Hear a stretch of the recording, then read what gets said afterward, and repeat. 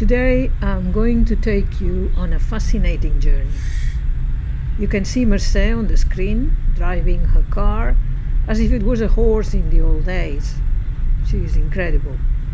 She can drive 1,000 miles without a blink.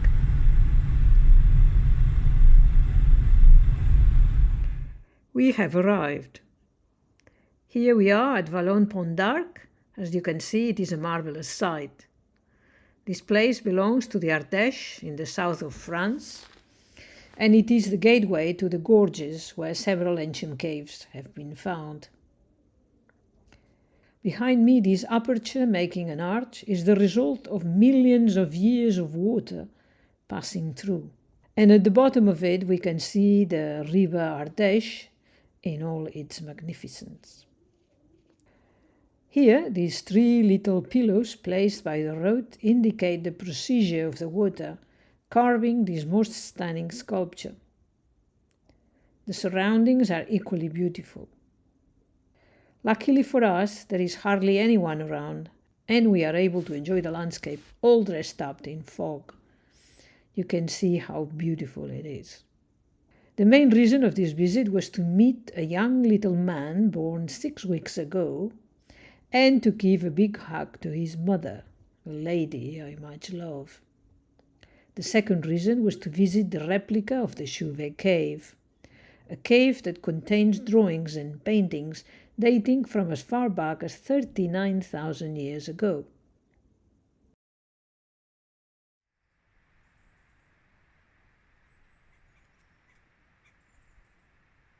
How was life for people 39,000 years ago? It's hard to imagine. However, one thing is for sure, that there weren't any airplanes, any cars, there wasn't any technology, not as we know it today. So how was it?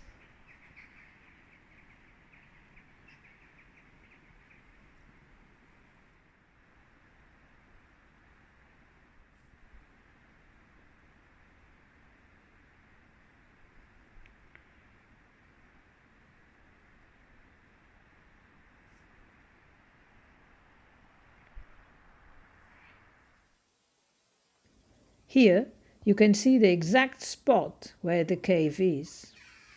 Had I been 50 years younger, I would have climbed up like a goat, but I had to content myself with an approximation. I think I found the entrance of the cave, but I'm not going to tell you. The original cave is well protected to make sure that the paintings do not suffer the same fate of Lascaux or even Altamira. Ever since Chauvet was discovered, only specialists and archaeologists are allowed to enter.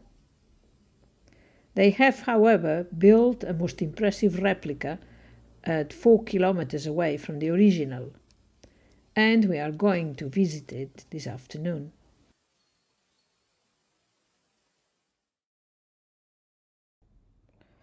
Well, here we are. This is the entrance to the replica. It was about 4:45, 4:50, so it's not. The light is almost gone, and these stills are when we left the cave 1 hour later. Yeah, so it was even darker. It's a fantastic work. I mean, that's really the only thing I can say. And the guides were extremely helpful. As you can see, it is all done very beautifully with all these lights that, sort of direct you to the right places, and so that you can get out of the place.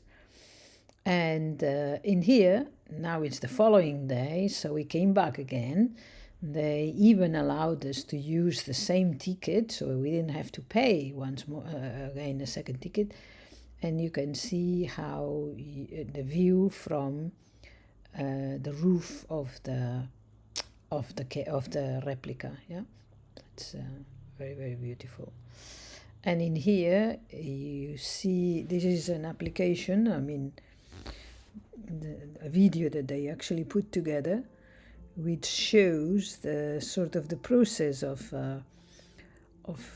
evolution.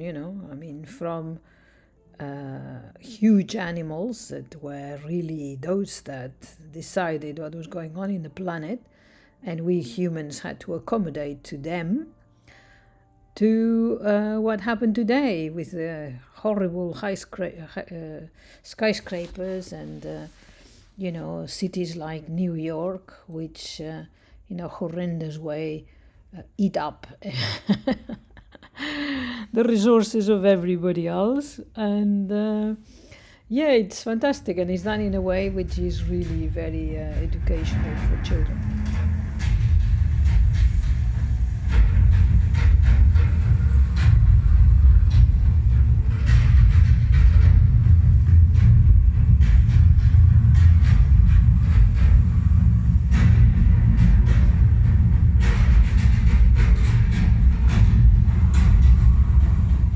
This is another section where they reproduce these huge animals that existed in Paleolithic times.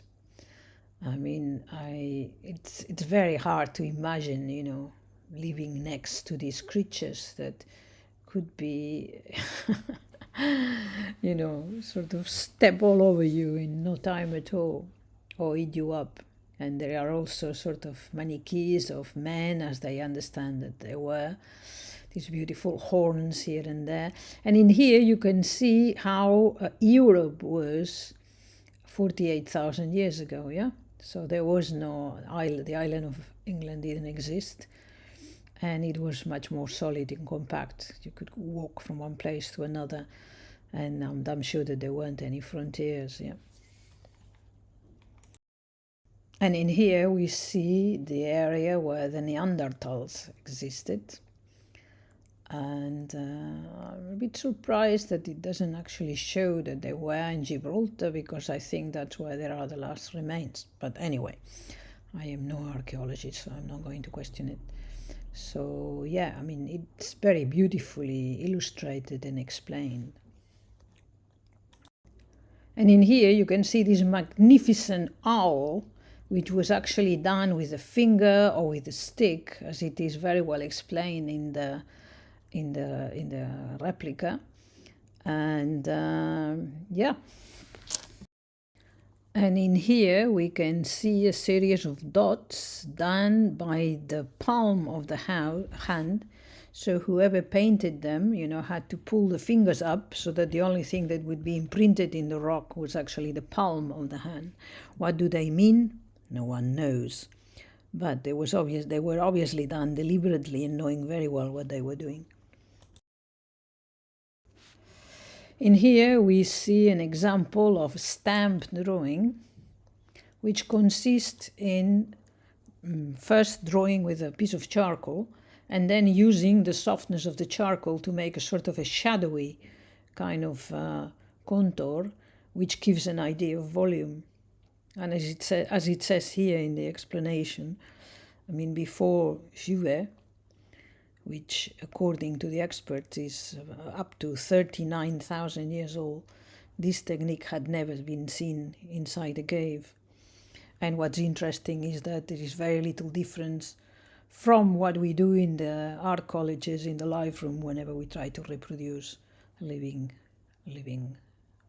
creature. In here you can see a series of facsimiles reproducing a variety of figurines found across the world, very, very ancient.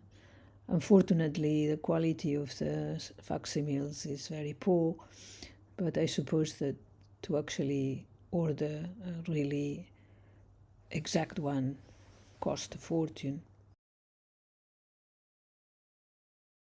I have reached the end of my video, and I would like to thank Carol Fritz and Gilles Torello for having done such a magnificent job. They are two scientists, part of the team that has been working on this marvelous work since 1998. And after that, I'm going to place a selection of photographs which I've been collecting through the years, ever since I discovered that Chauvet existed. The photographs, some of them are from the replica, some of them are from the original. And if you look tight, you can see which is which. and it's yeah, it's incredible. That's the only thing I can say, and I hope you enjoy it as much as I did. Goodbye now.